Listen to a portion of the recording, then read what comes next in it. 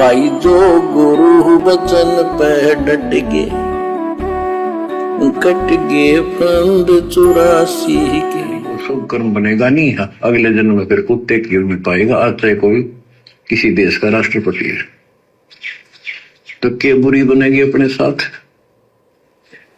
देखो हम धन चाहते हैं, निर्धन के मन में एक कतल हो है कि धनवान सुखी। धनवान सोचता है राजा सुखी।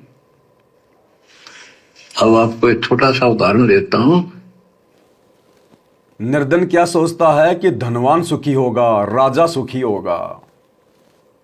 भाई और बहनों, हर प्रकार के उदाहरण हमें गुरुदेव ने सत्संगों में दे रखे हैं। अगर हम जरा सा कॉमन सेंस का प्रयोग करें, हम मार नहीं खा पाएंगे। यहां हमने धन की कामना नहीं करनी अपने गुरुदेव से, बिल्कुल भी। जिस हालत में गुरुदेव हमें रख रहे हैं, सहर्ष रहेंगे हम। जिस प्रकार नेकी को पता था कि तेरे बेटे की गर्दन काट दी गई है, उसके बावजूद भी अपने परमात्मा के लिए, अपने गुरुदेव के लिए भंडारा बना रही है, शब्द गा रही है, आंख में आंसू नहीं। और शम्मन को भी कह दिया कि आंख में आंसू नहीं आना चाहिए, नहीं तो गुरुजी भोजन नहीं खाएंगे। सोचिए, जिसका इकलौता बेटा और अपने बेटे को अपने हाथों से काट के और अपने भगवान के लिए भोजन बना रहे हैं, उनकी महिमा के शब्द गा रहे हैं, सिर्फ इसलिए कि हमारे गुरुदेव को कोई चोट ना पहुंचे, हमारे गुरुदेव को कोई दुख ना पहुंचे, कोई तकलीफ ना पहुंचे। हमने नेकी से शिक्षा लेनी है, सम्मान से शिक्षा लेनी है।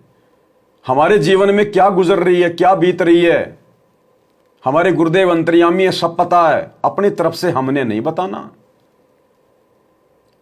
जैसे इन फिल्मों में हम देखा करते थे, किसी का पति एक्सीडेंट हो जाता था, किसी का लड़का एक्सीडेंट हो जाता था, वो औरत दौड़ के मंदिर में जाती थी, सबसे पहले शंकर जी का वो घंटा बजाती थी, उसके बाद में उसकी चौखट के ऊपर सिर मार मार के, हे माता मेरे ऊपर आपत्ति आ गई, हे भोलेनाथ, हे अंतर्यामी, मैं भी मर जाऊंगा सिर फोड़ फोड़ के। तो हमने ये ड्रामेबाजी नहीं करनी इस भक्ति पे। ये नौटंकियां, पाखंड है, ये अज्ञानी लोगों के काम होते हैं। हमारे गुरुदेव अंतर्यामी हैं, वो हमारी मन की बात को जानते हैं। जो घटना हमारे जीवन में अभी घटी भी नहीं, जो बात अभी हमने सोची भी नहीं, हम 20 साल बाद में क्या करेंगे, क्या सोचेंगे, वो आज हमारे गुरुदेव को पता है। ये भूत भविष्य आदि अंत की जानकारी रखते हैं। तो भला इनसे हम क्या मांगें, इनको हम क्या बताएं। अपने गुरुदेव के सामने कोई प्रार्थना करना, भक्ति के अलावा, भक्ति के लिए हम लाख प्रार्थना करें, गुरुदेव दास मर्यादा में रहे, हे गुरुदेव आप सदा अपने दास के साथ में रहना, हे परमात्मा दास को भक्ति दान देना, ये तो लाख प्रार्थना करो, दिन रात करो। लेकिन गुरुदेव बेटा नौकरी लग जाए, हे गुरुदेव मेरा वो प्लाट है उसके ऊपर लोगों ने जो है कब्जा कर लिया, हे परमात्मा दया करो, हे गुरुदेव मैं बोरिंग करवा रहा हूं, मैं ट्यूबवेल लगवा रहा हूं, पानी हो जाए, हे गुरुदेव एक मकान बन जाए, हे गुरुदेव लड़की को लड़का नहीं हो रहा, 12 साल हो गए शादी को, वो लड़की को छोड़ने की कह रहे हैं। ये फालतू की ड्रामेबाजी हमने गुरुदेव के सामने पेश नहीं करनी है। बहुत कर ली हमने जब तक ज्ञान नहीं था, गुरु की पहचान नहीं थी। अब नहीं, अब साथ संगति से जुड़ने के बाद ये ड्रामेबाजी नहीं। अन्यथा फिर आप अपने गुरुजी पर अविश्वास कर रहे हो, आप अपने गुरुजी को समर्थ नहीं मान रहे, फिर आप गुरुजी को अंतर्यामी नहीं मान रहे, फिर परमात्मा नाराज होता। फिर ऐसे अब हमने वो गलतियां नहीं दोहरानी। हमने तो नेकी की तरह हिम्मत दिखानी है कि हमारे गुरुदेव को सब पता है। यदि वो हमें थोड़ी बहुत राहत नहीं दे रहे तो ये भी उनकी मर्जी है, अन्यथा परमात्मा तो सेकंड में घर भर दे।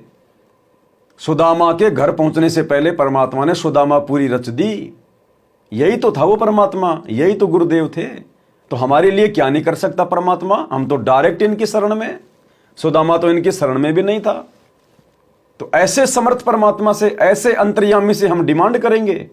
हम भौतिक वस्तुओं की इच्छा करेंगे? नहीं।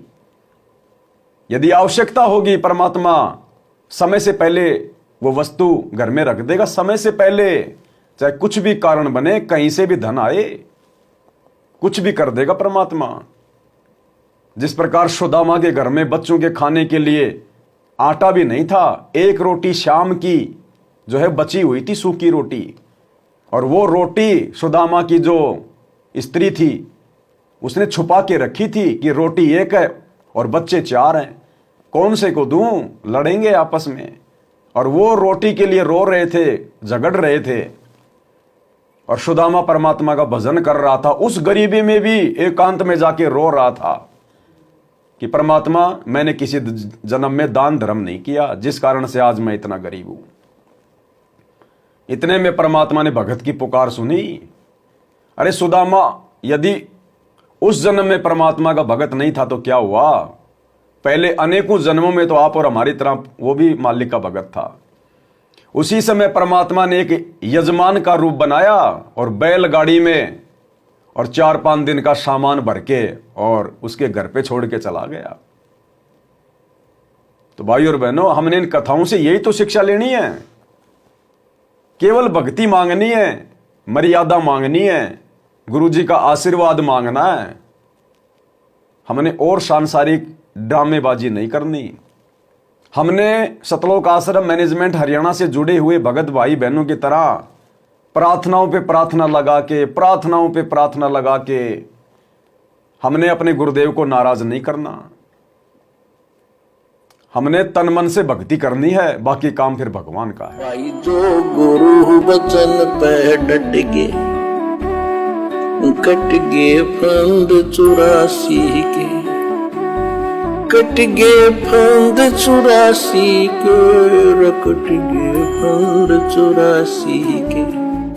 भाई जो गुरु वचन पे डट गे, कट गे फंद 84 के, कट गे फंद 84 के, कट गे फंद 84 के। भाई जो गुरु वचन पे डट गे,